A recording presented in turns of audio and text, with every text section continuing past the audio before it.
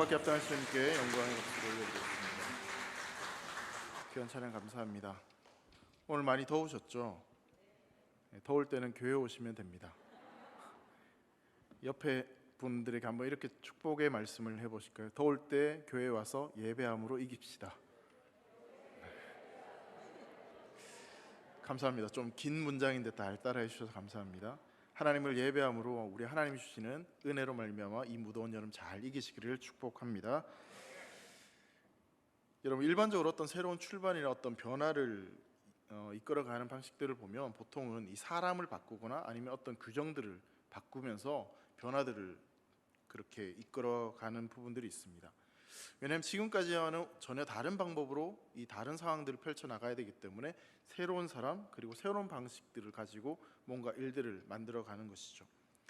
그렇게 새롭게 규정을 만들고 새로운 사람으로 바꾸어서 뭔가 변화를 일으키려고 하는 이유는 사실은 더 좋아지려고, 더 나아지려고, 더 긍정적인 측면으로 나아가고자 하는 그런 바람들 때문에 이 사람을 바꾸고 어떤 규정들을 바꾸는 그런 일들을 하게 됩니다. 이런 일들을 이제 오늘 읽었던 우리가 본문 말씀으로 좀 설명을 해본다면 한 단어를 가지고 설명할 수 있을 것 같은데요, 온전함을 이루기 위해서 그런 변화들을 추구한다라고 볼 수 있습니다. 그러니까 지금까지 해왔던 방식으로는 이 온전함을 이루지 못했기 때문에 이 규정을 바꾸거나 아니면 사람을 변화시켜서 다른 사람을 통하여서 뭔가 변화를 일으킨다라고 설명을 할 수 있을 것 같습니다. 그러니까 온전해지려고 규정을 바꾸고 그리고 사람을 바꾸고 뭔가 더 좋아지려고 하는 그런 긍정적인 측면이 있다라는 것이죠. 우리가 읽었던 이제 본문 말씀을 좀 살펴보면 예수님께서 대제사장이 되셔야 되는 이유, 그러니까 이 땅에 오셔야만 되는 이유가 무엇인지에 대해서 설명을 하고 있습니다. 7장 11절에 나오는 것처럼 온전함을 이룰 수 없었기 때문에 11절 말씀 한번 읽어보면 내 계통의 제사 직분으로 말미암아 온전함을 얻을 수 있었으면 백성이 그 아래에서 율법을 받았으니 어찌하여 아론의 반차를 따르지 않고 멜기세덱의 반차를 따르는 다른 한 제사장을 세울 필요가 있느냐라고 이렇게 말씀하고 있습니다. 그러니까 하나님께서는 네이 지파를 구별하셔서 그들을 제사장으로 삼으셔서 이 성막에서 봉사하고 제사를 섬기게 함으로써 이 하나님의 백성들이 예배를 드릴 수 있도록 그렇게 직분을 맡기셨습니다.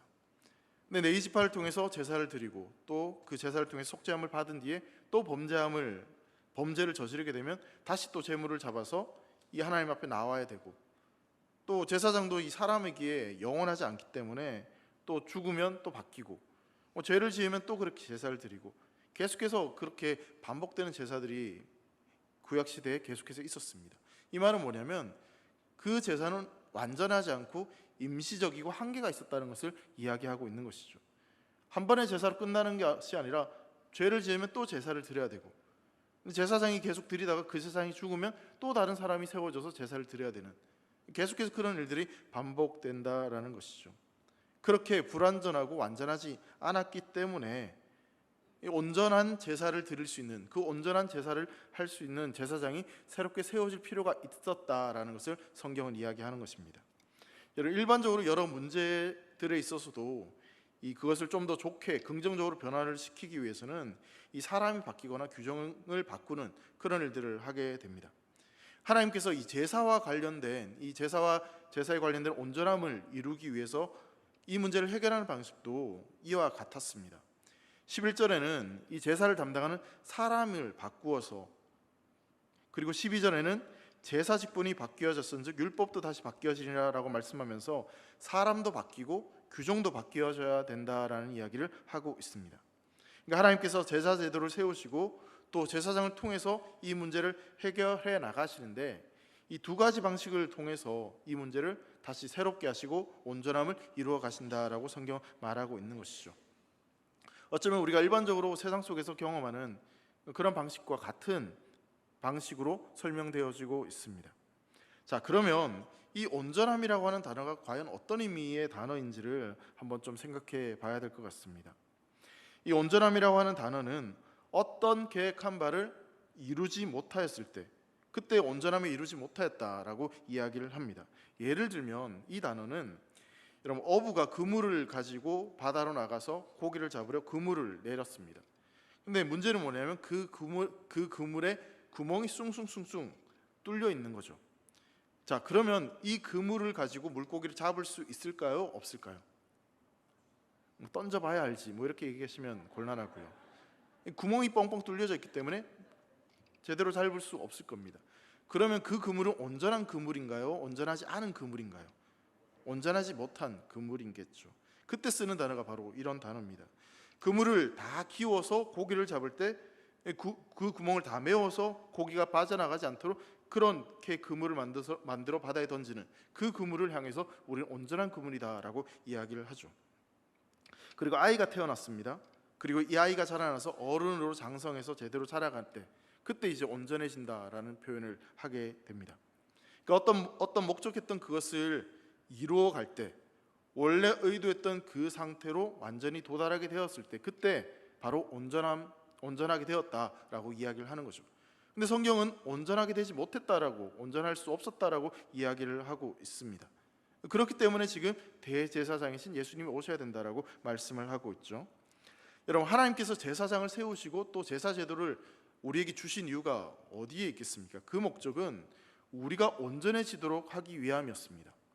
그 온전함은 어떤 의미가 담겨져 있냐면 하나님의 형상대로 지음받은 하나님의 백성들이 하나님께로 나아와서 하나님께서 공급해 주시는 그 은혜와 긍휼하심으로 말미암아 하나님의 백성답게 살아갈 수 있도록 하는 것, 그리고 하나님과의 친밀한 교제 가운데 그 하나님의 임재를 경험하며 매 순간순간 그 은혜로 살아가는 것, 그것이 바로 하나님께서 우리에게 원하시는 그 온전함의 모습이었습니다.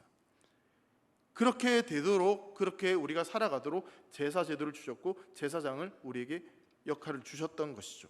그런데 그 제사와 그 제사장들을 통해서 온전함을 이룰 수 없었다, 불완전했다라고 성경은 말하고 있습니다. 사실 히브리서 7장에서 이 온전함을 이루지 못했던 이유가 구체적으로 어떤 이유인지에 대해서 정확히 말하진 않습니다. 그러니까 성경 전체를 통해서 우리가 짐작해 볼 수 있을 뿐이죠.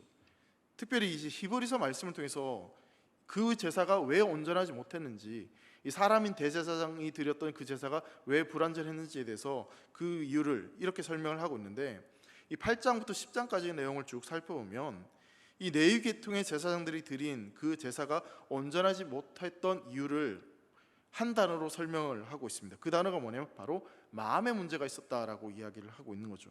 그러니까 마음의 문제, 양심의 문제가 있었기 때문에 이 하나님께로 나아감에 있어서 굉장히 큰 걸림돌이 되었고 그들이 드렸던 제사는 온전한 제사가 되지 못했다라고 이야기를 하는 것입니다. 그래서 새롭게 세워진 이 대제사장이신 예수 그리스도를 통해서 하나님께서 이루어 가신 온전함은 바로 내면적인 양심의 문제, 마음의 문제를 다루어 가시는 그런 온전함이다라고 설명을 하고 있는 겁니다. 자, 그런데 우리가 이 온전하게 되는 것에 대해서 우리의 마음이 온전하게 되어지고 우리의 양심이 온전하게 되어지는 것으로 깨닫지 못한 채 그냥 제사를 드리면서 여전히 온전함의 길이 막혀 있었던 그런 구약 옛 백성들처럼 겉모습만, 이 외적인 모습에만 우리가 집중을 하고 있다면 역시 우리도 그 구약 시대의 사람들처럼 온전하지 못한 그런 제사를 드리고 온전함을 경험하지 못하는 삶이 될 수밖에 없을 것입니다. 겉으로는 신앙생활을 열심히 하고 겉으로는 굉장히 온전한 것처럼 보일 수 있지만 그러나 그 온전함에 이루지 못하는, 그러니까 하나님께서 예수 그리스도를 통해서 우리 가운데 이루고자 하시는 그 온전함과는 거리가 먼, 동떨어진 그런 온전함을 향해서 우리가 나아갈 수 있다는 것입니다. 그러니까 우리 주님이 우리를 온전하게 하시는 것은 우리의 마음의 문제, 우리의 양심의 문제를 다루고자 하시고 그걸 온전하게 하기를 원하시는데 자꾸만 우리가 그 마음의 문제가 아니라 겉모습, 어떤 종교적인 형식에만 집중한다면 주님이 우리에게 이루고자 하시는 그 온전함과는 거리가 먼 상태가 될 수 있다는 것입니다. 여러분, 옛 언약 백성과 이 새 언약 백성의 가장 큰 차이점이 있다면 그것은 바로 마음입니다. 마음의 문제에 있다는 거죠. 우리의 양심이고 우리의 내면의 변화에 달려 있는 겁니다. 예를 들어 보면 여러분, 예배 자리에 나오는 것도 마찬가지일 것 같아요.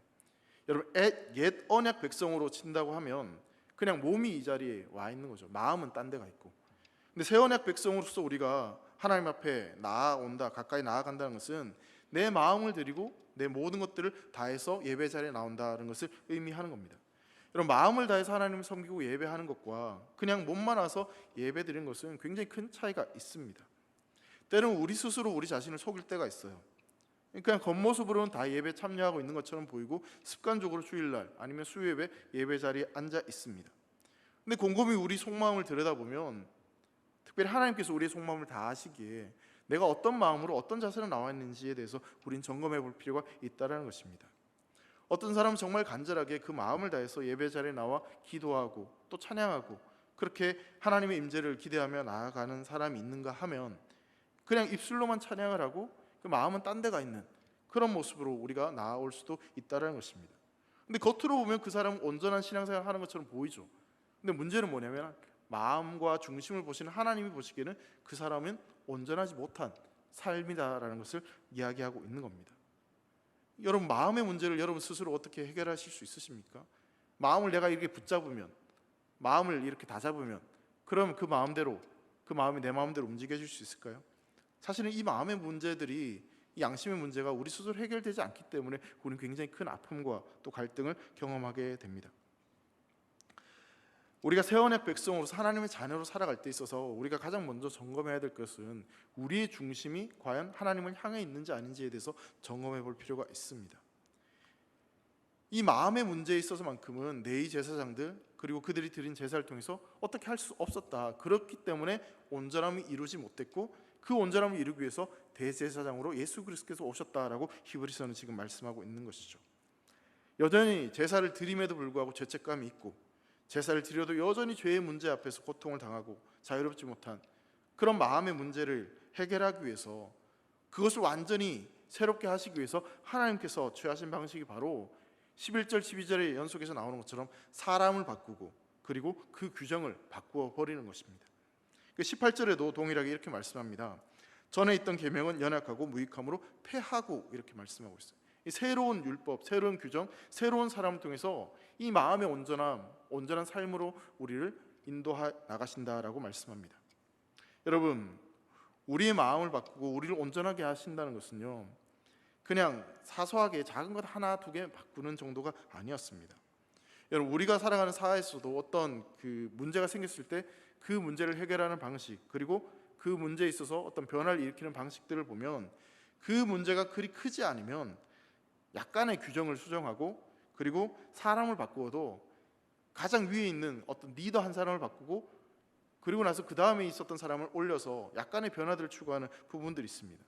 그런데 대대적이고 완전한 그 혁신을, 개혁을 일으킬 때는 이제까지와는 전혀 다른 사람, 외부에 있는 사람들을 데리고 오고, 또 외부에 있는 어떤 규정들과 법칙들을 가지고 와서 완전히 새롭게 하는 그런 일들을 보게 됩니다.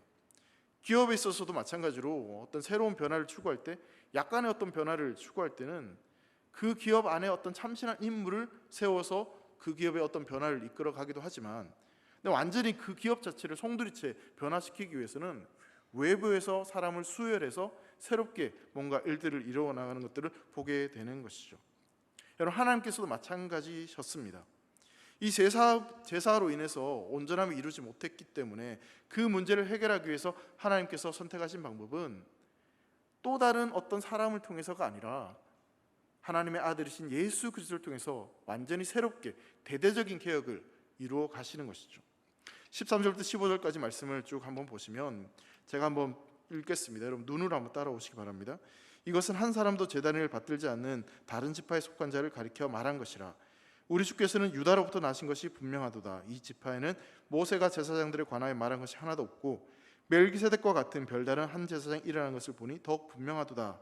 이렇게 말씀합니다. 이 말씀의 내용을 좀 정리하면, 하나님께서 일으키시는 어떤 변화는 약간의 그런 개혁이 아니라 완전히 새롭게 변화시키는 그런 개혁을 하나님께서 행하신다라고 말씀합니다. 그래서 레위 계통의 제사장 중에서 또 다른 누군가 한 사람을 세워서 이 일을 감당하는 것이 아니라 레위 지파에 속하지 않은, 그러니까 전혀 레위 지파는 상관없는 유다 지파로부터 예수님을 선택하셨고, 모세로부터 전혀 제사에 관련된 이야기를 듣도 보도 못했던 그런 유다 지파에서 그 지파로부터 예수님이 나오게 하셔서 이 일을 이루어 가신다라는 겁니다. 근데 사실 이게, 우리는 이 성경을 그냥 읽으니까 그렇구나, 그럴 수 있겠구나 생각을 하지만, 유대인들 입장에서는요, 이게 굉장히 좀 고민과 심각한 갈등을 초래하는 말씀입니다. 초대교회 때부터 이 말씀이 굉장히 좀 난해하고 어려운 구절이었어요. 굉장히 좀 찜찜한 그런 구절이었습니다. 왜 그러냐면 여러분, 모든 유대인들은요, 구약을 알고 있던 모든 유대인들은 제사장은 반드시 레위 지파에서 와야 된다는 것을 알고 있었습니다. 그 누구도 그건 부정할 수 없었어요. 그런데 여러분, 예수님은 레위 지파가 아니라고 말씀하고 있죠. 그럼 예수님은 어느 지파 사람입니까? 어느 지파로부터 왔어요? 유다 지파. 그러니까 레위 지파가 아니라 유다 지파라는 거예요. 유다 지파인데 어떻게 영원한 대제사장이 될 수 있는지, 이건 어떤 상식을 가지고 있는 유대인이라면 전혀 납득할 수 없는, 받아들일 수 없는 그런 논리였던 거죠. 그래서 여러분, 이 초대교회에 히폴리투스라고 하는 어떤 사람은 예수님이 대제사장이라고 할 때 그나마 레위 지파와 조금 연관이 있으면 설득력이 있겠다라고 생각을 해서, 예수님은 아버지 쪽으로는 유다 지파지만 어머니 마리아 쪽으로 따지고 이렇게 들어가다 보면 레위 지파와 조금 연관이 있다. 그래서 예수님은 대제사장이 될 수 있다라고 그렇게 이야기를 하기도 했습니다. 근데 성경을 보면 절대로 이 모계로부터 대제사장이 이어지는 경우는 없습니다. 그러니까 잘못된 해석이고 이해인 것이죠. 여러분, 예수님께서 레위 지파가 아니라 유다 지파에 속한 완전히 다른 대제사장이 세워졌다라고 하는 이 사실이 받아들이기 좀 거북해서 그냥 그렇게 끼워 맞추듯이 이렇게 만들어낸 것입니다. 지금 우리는 이 대제사장이 예수님이란 걸 너무나 철석같이 믿고 있기에 뭐 대제사장이 누구든 뭐 유다 지파, 레위 지파 뭐 그런 거에 대해서 크게 신경을 쓰지 않습니다. 근데 앞서 말씀드린 대로 유대인들에게는 이게 너무나 중요한 개념이었어요. 왜냐하면 성경에는 분명히 레위 지파를 통해서 제사장이 세워진다라고 말씀하고 있었고, 그리고 그 대제사장이 자기들의 죄를 가지고 가서 제물을 그렇게 속죄를 드림으로 통해서 자신들의 죄가 씻음을 받을 수 있었기 때문에 이게 그냥 단순한 문제가 아니었던 거죠. 민수기 3장 10절 말씀 보면, 너는 아론과 그의 아들들을 세워 제사장 직무를 행하게 하라. 외인이 가까이 하면 죽임을 당할 것이니라. 이렇게 분명히 말씀하고 있어요. 그러니까 다른 지파 사람은 반드시 죽는다라고 성경이 이야기하고 있기 때문에 제사장 직분은 아론의 자손들에게만 주어진 특권이고 레위 지파 사람들만 그렇게 세워질 수 있는 그런 것이라고 생각을 했기 때문에 이 유다 지파를 통해서 예수님이 대제사장이 되신다, 이 사실을 받아들이기 너무나 어려웠던 거죠. 그 제사를 속죄해 주는 대제사장이 레위 지파가 아닌 유다 지파에서, 그리고 아론의 반차가 아닌 멜기세덱의 반차를 따라 대제사장이 세워진다는 것은 그들에게는 너무나 충격적이고 너무나 놀라운 그런 이야기로 받아들일 수밖에 없는 것이죠. 레위 지파 대제사장의 제사가 아니라 예수 그리스도의 십자가를 통해서 죄사함을 받을 수 있다는 사실이 이들에게는 굉장히 큰 충격이고 쉽게 받아들일 수 없는 그런 이야기였던 것입니다. 이걸 오늘날 우리가 살고 있는 이 한국 사회의 좀 배경을 가지고 설명을 해본다면, 여러분, 유교적 어떤 배경을 가진 집에서 모든 제사를 다 폐하고 대신에 하나님께 예배 드리는 것이 온전한 제사라고 한다면, 여러분, 그게 처음에 그 집안의 유대 전통을 가지고 있는 그 유교적인 어떤 전통을 가지고 있는 그 집안이 받아들이는 것이 결코 쉽지 않을 것입니다. 여러분, 사람들이 제사를 드리는 이유를 한번 좀 잠깐 생각해 보면, 저는 사실 제사를 한 번도 드려본 적이 없어서 왜 드리는지 정확히 알 수 없지만 그냥 추측을 해본다면, 여러분, 제사를 드리는 이유가 첫 번째는 살아생전 못다한 효도를 그래도 돌아가셨지만 최선을 다해서 좀 하고 싶은, 그러니까 효심, 어떤 자신들의 정성을 표현하는 그런 방식으로 제사를 드린다라고 생각해 볼 수 있을 것 같아요. 두 번째로는 사실은 저는 이게 제일 큰 목적이지 않을까 생각을 하는데, 제사를 통해서 조상들로부터 복을 받기 위해서 제사를 드린다라는 생각을 좀 해보게 됩니다. 이렇게 효성을 다하면, 정성을 다하면 이 제사를 받으시는 조상의 은덕으로 그 조상들이 복을 베풀어 주시지 않을까 하는 그런 믿음 때문에 제사를 지내는 거죠. 그래서 그걸 끊으면 왠지 불효자가 되는 것 같고 또 복을 받지 못할 것 같은 그런 불안감에 계속해서 제사를 드리는 것으로 생각이 되어집니다. 만약에 여러분, 그 복이 조상들부터 온 것이 아니라 하나님으로부터 오는 복이 진정한 복이라고 하면 그 제사를 끊을 수 있을 텐데, 근데 거기에 대한 불안감이 여전히 있는 거죠. 제사를 끊지 못하는 이유가 사실은 불안하기 때문에, 이거 안 하면은 왠지 손가락질 받을 것 같고, 왠지 복이 없을 것 같고, 집안이 쑥대밭이 될 것 같고, 이 진정한 어떤 그 복이 아니라 불안한 일들이 계속해서 일어나지 않을까, 그런 생각들 때문에 이 제사를 끊지 못하는 그런 경우들이 있는 것 같습니다. 지금도 사실 그러한 이유들이 있는데, 유대인들의 입장에서 생각해 본다면 이들이 가지고 있는 두려움과 불안감은 훨씬 더 컸을 것입니다. 유대인들은 네 지파에 나온 대제사장이 드리는 제사가 아니고는 죄사함을 받을 길이 없다라고 생각했습니다. 네 지파에서 내려오는 그 대제사장들이 제사를 드리지 않으면 자신들이 온전해지지 못한다라고 생각을 가지고 있었어요. 여러분, 그런 생각들이 있었기 때문에 불완전한 율법과 제사 제도를 끝까지 고집하면서, 그러다 결국은 진정한 대제사장이신 예수님 십자가에 못 박아 죽이는 겁니다. 그걸 포기하지 못하는 거예요. 불완전한 그것을 놓지 못하고 결국은 예수님을 십자가에 못 박아 죽이게 되는 것이죠. 여러분, 그러한 일들이 비단 이 유대 사람들 이때 당시에만 있는 것이 결코 아닐 것입니다. 우리 역시 마찬가지입니다. 우리도 눈에 보이지 않는 하나님보다는 어쩌면 우리 눈에 보이는 재물과 권력들을 포기하지 못하고, 또 그것으로부터 주어지는 평화, 안식을 기대하고 자꾸만 하나님을 모른 채하고 세상의 것들을 추구하며 살아가는 모습들이 우리 안에도 분명히 있을 것입니다. 고운 모양도 없고 풍채도 없고 보기에 흠모할 만한 아름다운 것도 없는 그 예수님보다는 훨씬 더 휘황찬란해 보이는 저 세상을 바라보고 저 세상을 향해 나아가는 것이 우리의 모습일 수 있다는 것이죠. 그러나 사랑하는 성도 여러분, 우리가 반드시 기억하고 붙잡아야 될 것은 우리의 영원한 생명과 안식을 주실 수 있고 우리를 온전하게 하실 수 있는 분은 오직 예수 그리스도 한 분이심을 믿으시기 바랍니다. 그분만이 우리를 온전하게 하실 수 있습니다. 세상에 가치 있고 좋아 보이는 그것을 통해서 우리가 온전해지는 것이 아니라, 행복하는 것이 아니라 예수 그리스도 그분을 붙잡고 그분을 바라보며 살아가는 인생이 가장 복되고 가장 행복한 인생입니다. 여러분, 예수님께서 어떻게 그런 분이 되시는지, 대제사장이 되시는지에 대해서 16절 말씀 보면요, 이전의 제사장들은 계명을 따라서 네 지파의 혈통을 따라서 그렇게 제사장으로 부름을 받았어요. 근데 예수님은 어떻게 부름을 받았는지 16절 말씀에 이렇게 분명히 말씀합니다. 16절 말씀 같이 한번 읽겠습니다. 시작. 그는 육신에 속한 한 계명의 법을 따르지 아니하고 오직 불멸의 생명의 능력을 따라 되었으니 라고 말씀하고 있죠.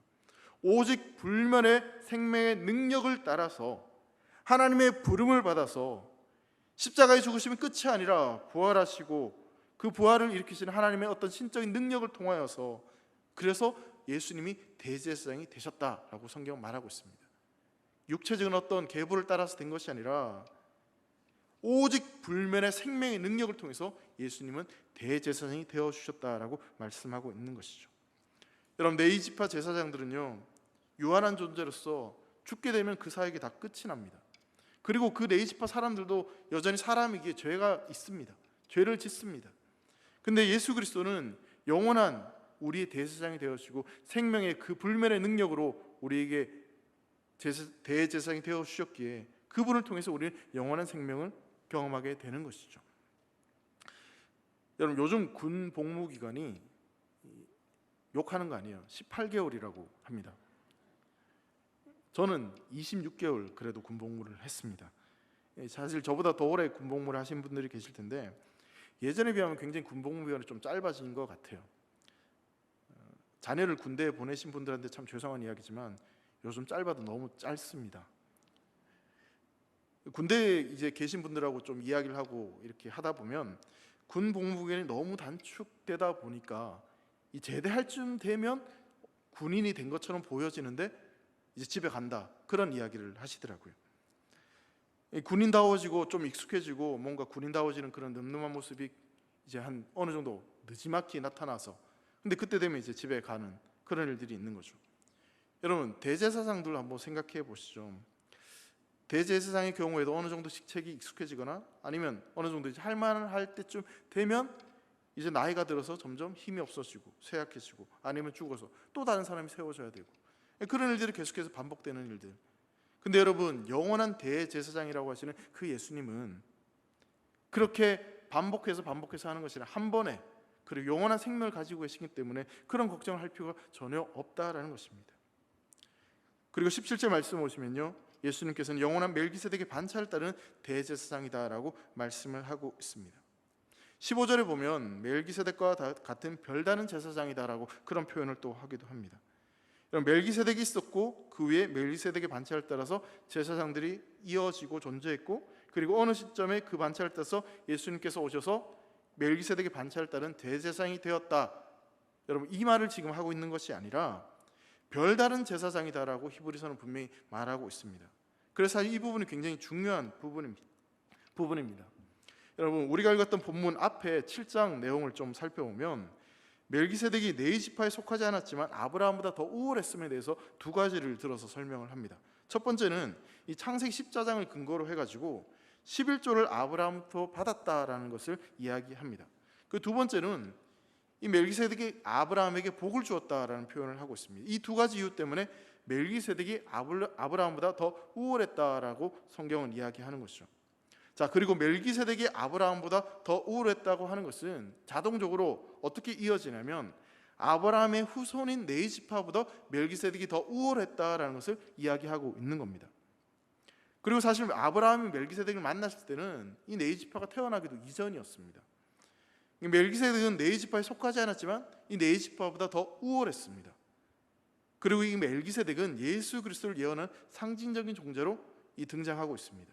그러니까 멜기세덱의 반차를 따르는 제사장이라고 하는 이 이야기는 예수님은 네 지파 제사장들보다 우월한 멜기세덱과 같은 방식으로 더 우월한 제사장이 되셨다라는 것을 이야기하고 있는 겁니다. 그러니까 네 지파 제사장들보다 더 우월하신 분이 예수님이다라는 것을 이렇게 이야기를 하고 있는 것이죠. 그리고 이 시편 110편 4절 말씀 보면요, 하나님께서 예수님께서 오시기 전에 이런 말씀을 하는 장면이 있습니다. 여기에도 멜기세덱이 동일하게 등장하는데, 여호와는 맹세하고 변하지 아니하시니라 이르시기를 너는 멜기세덱의 서열을 따라 영원한 제사장이라 하셨도다라고 말씀하고 있습니다. 여기 보면 하나님께서 맹세를 하셨다, 하나님 이름을 걸고 맹세하셨다라고 말하고 있습니다. 그러니까 예수님은 하나님께서 맹세하신 이 약속을 근거로 따라 이 땅에 오셨다라는 것이죠. 예수님의 대제사장직은 죽으면 또 새로 임명해야 되는 그런 제사장이 아니라 영원한 제사장이다라고 성경은 분명히 말하고 있습니다. 성경은 멜기세덱의 반차를 따른 대제사장이 올 것에 대해서 말씀하고 있고, 또 때가 되었을 때 예수님께서 그렇게 이 땅에 오셨고 대제사장으로 오셨다는 것을 이야기하고 있습니다. 그렇게 이 땅에 오심으로 말미암아 온전하게 이르지 못했던 그 문제를 해결하셨다라고 이야기하고 있는 거죠. 자, 예수님께서 이 땅에 오셔서 우리 안에 주어지는 그 온전함이 어떠한 것인지에서 어떤 변화가 우리 안에 일어난지에 대해서 19절 말씀에 이렇게 설명을 하고 있습니다. 율법은 아무것도 온전하게 못할지라 이에 더 좋은 소망이 생기니 이것으로 우리가 하나님께 가까이 가느니라 라고 말씀하고 있습니다. 더 좋은 소망이 생기게 되는 것, 그래서 이 더 좋은 소망을 가지고 하나님께로 가까이 나아가는 것, 그것이 우리에게 가능해졌다라고 성경은 말하고 있는 것이죠. 사랑하는 성도 여러분, 우리가 더 좋은 소망, 그 온전함을 향해서 나아갈 수 있는 이유가 어디에 있겠습니까? 바로 하나님께서 예수 그리스도를 대제사장으로 세우시고, 또 그 대제사장이신 예수님은 우리와 똑같이 사람이시지만 그분은 하나님의 아들로서 이 땅에 오셔서 십자가에 죽으시고 부활하시고 우리에게 구원을 허락하심으로 말미암아 하나님과 우리 사이의 중보 역할을 담당하고 계십니다. 예수 그리스도께서 그렇게 대제사장이 되실 때 그냥 임명함 받아서 그렇게 대제사장이 되신 것이 결코 아니었습니다. 우리에게 막혀져 있고 우리에게 가로막혀 있던 그것을 열기 위해서, 그 담을 허물기 위해서 예수님은 자신의 생명을 내어주셨고 십자가에 죽으심으로 말미암아 그 모든 일을 친히 담당하셨습니다. 히브리서의 표현으로 말하자면 우리를 위한 단번의 제사를 드림으로 말미암아 그 대제사장의 역할을 감당하셨고, 또 그것으로 말미암아 우리는 온전한 삶을 향해 나아갈 수 있게 된 것입니다. 이제 우리는 우리의 대제사장이신 예수 그리스도 그분의 보혈로 말미암아 깨끗하게 되어진 그 마음과 양심을 가지고 하나님께로 더 담대하게 나아갈 수 있게 된 것입니다. 목마른 자들아 배고픈 자들아 다 내게로 와서 먹으라, 내가 주는 양식을 값없이 먹으라 말씀하시는 그 주님의 음성, 우리는 그 주님의 음성 앞에 예수 그리스도를 의지함으로 담대히 나아갈 수 있는 줄 믿으시기 바랍니다. 여러분, 도널드 반 하우스라고 하는 목사님이 있습니다. 미국 장로교 목사님이시고 또 신학자였습니다. 근데 이분이 젊은 시절 이 프랑스의 작은 마을에서 교회를 맡아 2년 동안 섬긴 적이 있었습니다. 이게 선교사처럼 프랑스에 가서 그렇게 교회를 개척하시고 세우신 거죠. 주일이 되면 교회로 가는 길에 마을을 한번 둘러보고 이렇게 지나가게 되는데, 근데 그 비슷한 시간대에 꼭 이 가톨릭 신부님이 마주 오는 거리에서 이렇게 지나가는 겁니다. 그러다 보니까 항상 주일날 비슷한 시간대에 목사님은 교회로 가고 그분은 성당으로 가면서 이 스치듯이 마주치며 지나가는 거예요. 근데 그게 하루 이틀, 뭐 한 달, 두 달이 지나니까 서로 인사를 하게 되고, 또 왠지 좀 비슷한 나이가 되는 것, 비슷한 나이처럼 보여서 친구가 되었다라고 합니다. 그렇게 친구 사이가 되어서 편안하게 서로 대화를 주고받던 가운데 어느 날 이 친구 신부님이 이 반하우스 목사님에게 이렇게 질문을 했다고 해요. 왜 개신교 성도들은 이 성인, 그러니까 성자의 의지에서 기도하지 않는 거지? 이 성자에 의해서 의지해서 기도하면 참 좋을 텐데, 이렇게 이야기를 했습니다. 가톨릭에는 어떤 성인의 이름을 들어서 성인을 통해서 기도하는 그런 게 있는데, 그렇게 하면 참 좋을 텐데 왜 그렇게 하지 않느냐라는 질문을 한 거죠. 그러면서 이런 설명을 덧붙입니다. 프랑스의 대통령을 만나려고 하면 이 대통령을 보좌하는 이 강요 가운데 좀 중요한 사람을 잘 알고 있으면 그 사람에게 부탁을 해서 대통령을 좀 편하게 만나고 뭔가 부탁을 하고, 그렇게 하면 훨씬 더 좀 편리한데, 성자를 통해서, 위대한 성인을 통해서 그렇게 하나님을 만나고 기도하면 그렇게 좀 편할 텐데 왜 그렇게 하지 않는 것인지에 대한 질문을 하게 된 거죠. 이때 이 반하우스 목사님이 이런 대답을 합니다. 만약 당신이 대통령의 아들이라고 한다면 아침에 눈을 뜨고 대통령인 아버지에게 아침 인사를 하고 함께 식사를 하고 저녁에는 안녕히 주무세요 이렇게 인사를 하고 잠자리에 드는데 언제든지 아버지를 만나고 아버지 앞에 나아갈 수 있는데, 만약 정부, 강요, 유력한 사람에게 부탁을 해가지고 대통령인 아버지를 내가 언제 꼭 만나고 싶으니 약속을 잡아주시고 그 아버지와 만날 수 있도록 허락해 주십시오라고 한다면 그건 어떻게 되는 것인가 라고 이야기를 하는 거죠. 내가 대통령의 아들이라면, 딸이라면 그냥 식사 자리에서 편하게 이야기할 수 있는데, 그와 같은 특권이 주어졌는데 그냥 아버지 앞에 나아갈 수 있고 아버지라고 부를 수 있는데 왜 위대한 성인의 근거에서 기도하냐, 지금 그렇게 이야기를 하고 있는 겁니다. 하나님께서 자기 아들 예수 그리스도를 통해서 우리에게 그 온전한 길을 열어주셨고 그 생명의 길을 열어주셨는데, 그 예수 그리스도를 붙잡고 그 예수 그리스도를 믿으면 그 하나님 앞에 나아갈 수 있는데, 굳이 다른 방식을 통해서, 다른 것들을 통해서 그렇게 나아갈 필요가 있는지에 대한 이야기를 하는 것이죠. 사랑하는 성도 여러분, 우린 예수 그리스도를 통해서 하나님께로 가까이 나아갈 수 있는 하나님의 아들과 딸인 줄 믿으시기 바랍니다. 그렇다면 그 특권을 여러분들 얼마나 누리고 계십니까? 히브리서 2장 10절 말씀 보면 하나님께서는 예수 그리스도를 통해서 자기의 사랑하는 아들이신 예수 그리스도를 통해서 많은 아들과 딸들이 영광으로 인도하기를 원하셨습니다.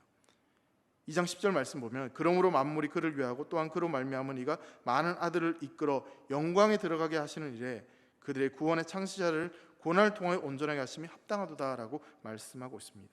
그러니까 하나님은 그 영광의 길로 예수 그리스도를 통해서 우리를 초청하시고 우리를 부르신다는 것입니다. 예수 그리스도의 그 고난을 통해서, 그 십자가의 죽음을 통해서 우리를 온전하게 하는 그 일을 행하셨다라고 성경은 말하고 있는 것이죠. 엄청난 대가를 그렇게 지불하시고 우리가 영광의 길로 나아올 수 있도록 그렇게 우리의 삶을 초청하고 계신다는 사실입니다. 사랑하는 성도 여러분, 우리 하나님은 예수 그리스도를 통해서 우리를 지금도 초청하고 계십니다. 그 은혜 앞에, 그 은혜의 보좌 앞에 우리가 나오기를 담대히 나아오라고 계속해서 말씀하고 있는 것이죠. 사랑하는 성도 여러분, 우리가 이 땅을 살아가면서 우리가 가지고 있는 어떤 조건들, 환경들, 그리고 내가 쌓아온 어떤 지식과 학력, 뭐 그런 것들을 통해서 우리가 이 땅을 살아가는 것도 충분히 좋을 수 있습니다. 근데 여러분, 우리가 쌓아둔 어떤 환경과 어떤 토대 위에 살아가는 건 분명히 좋은 일일 수 있지만, 그런데 그럼에도 불구하고 내가 아무리 좋은 것들을 가지고 있다 할지라도 하나님이 나의 모든 것이 되시고 우리가 예수 그리스도를 바라보고 그분을 의지하지 않고 살아간다면 결코 그 삶은 온전한 삶이 되지 않을 것입니다. 아무리 내가 많은 것들을 풍족하게 가진다 한들 예수 그리스도가 내 인생에 빠져 있다면 그 인생은 가장 불행한 인생입니다. 그렇다면 여러분들 스스로에게 질문해 보시기 바랍니다. 세상의 모든 것들을 다 잃어도, 나는 다 놓치고 있어도 예수 그리스도를 붙들고 살아가고 계십니까? 예수님 그 한 분으로 만족한 인생을 살아가고 계십니까? 만일 그렇다면, 그 예수님을 붙잡고 살아가고 계신다면 여러분들의 인생은 가장 행복하고 온전한 인생인 줄 믿으시기 바랍니다. 예배 자리에 나올 때도 마찬가지입니다. 그냥 몸만 나오고 그냥 습관적으로 나오는 것에 그치는 것이 아니라 진정 마음을 다해서 그 예수 그리스도를 바라보고 나올 때 주님은 우리를 만나 주시고 또 말씀해 주시고 우리가 새로운 삶으로 향해 나아갈 수 있도록 우리 인생을 이끄시고 인도해 줄 줄 믿습니다. 우리가 주님 앞에 나아갈 때 그냥 겉모양만 나가지 말고요, 진짜 우리에 있는 마음을 다해서 그렇게 나아가게 될 때 우리는 진정 살아계시는 그 하나님을 만나게 될 것이고 그분이 우리 인생을 만져주시는 놀라운 축복을 경험하게 될 줄 믿습니다. 다른 사람이 만난 그 하나님이 아니라 내가 진짜 그 하나님을 만나서 내 인생이 온전해지는 축복을 저와 여러분들이 경험하게 되기를 주의 이름으로 축원합니다. 여러분, 한 랍비가요 어느 유대인에게 이런 질문을 했습니다. 그대가 길에서 돈이 많이 든 지갑을 주었다면 어떻게 하겠습니까? 그 유대인이 이렇게 대답했습니다. 저는 아이들이 많고 가난하니 하나님이 주시는 선물로 알겠습니다. 그러자 랍비는 그대는 도둑이다 이렇게 이야기를 합니다. 랍비는 똑같은 질문을 두 번째 유대인에게 던졌습니다. 그러자 그는 저는 즉시 돈을 주인에게 돌려주겠습니다. 그러자 랍비가 그대는 바보다 이렇게 대답을 했습니다. 랍비는 세 번째 유대인에게 똑같은 질문을 했습니다. 그러자 그가 대답하기를 돈을 주인에게 돌려줘야 한다는 것을 알고 있지만 그 상황에서 제가 그것을 돌려줄 수 있을지는 확신할 수가 없습니다. 모든 것은 하나님의 은혜에 달려 있습니다 라고 대답을 했습니다. 랍비는 이 유대인의 대답에 칭찬하면서 그대의 대답이 옳다, 우리는 온전해야 한다는 사실과 온전할 수 없다는 사실을 모두 알고 있다, 그래서 우리는 살아가는 모든 순간순간마다 전적인 하나님의 은혜를 의지해야 될 뿐이다 라고 대답을 했습니다. 사랑하는 성도 여러분, 우리는 전적으로 하나님을 바라보고 예수 그리스도를 바라보며 살아가야지 행복하고 온전한 인생을 살아갈 수 있는 자들입니다. 여러분 믿으십니까? 그렇다면 앞으로 우리의 신앙생활의 싸움은 끊임없이 뭔가를 이루고 성공하려고 하는 싸움이 아니라 끝까지 주님을 바라보고 우리 예수님을 깊이 생각하고 그분을 붙잡고 살아가려고 하는 그 싸움을 우리는 계속해서 해나가야 될 것입니다. 성도의 삶은, 그 온전함은 나의 능력과 세상을 통해서 주어지는 것이 아니라 오직 예수 그리스도를 통해서 주어지는 것임을 믿으시기 바랍니다. 예수님을 통해서만 우리의 문제가 해결되어지고 우리는 온전해질 수 있습니다. 그 온전하게 하시는 우리 주님의 은혜를 삶의 모든 순간순간마다 경험하시는 말미암아 정말 천국 백성처럼 이 땅을 살아가는 사랑하는 대길의 성도들 되시기를 주님의 이름으로 축원합니다. 기도하겠습니다. 우리의 대제사장으로 오신 예수님 너무나 감사합니다. 우리에게 그 온전한 삶을 향해서 초청해 주시니 감사합니다. 우리를 초청하시고 우리를 부르시는 그 주님의 부르심 앞에 우리가 순종하게 하여 주시고 순종하고 결단함으로 말미암아 우리 인생 가운데 주님이 주시는 온전하고 행복한 삶을 살아갈 수 있도록 은혜를 베풀어 주시옵소서. 예수님을 통해서만이 우리가 온전해질 수 있다는 사실을 믿고 세상의 그 어떤 것들, 가치 있는 것들을 내려놓고 오직 예수님만 바라보며 살아가도록 인도하여 주시옵소서. 예수님의 이름으로 기도합니다.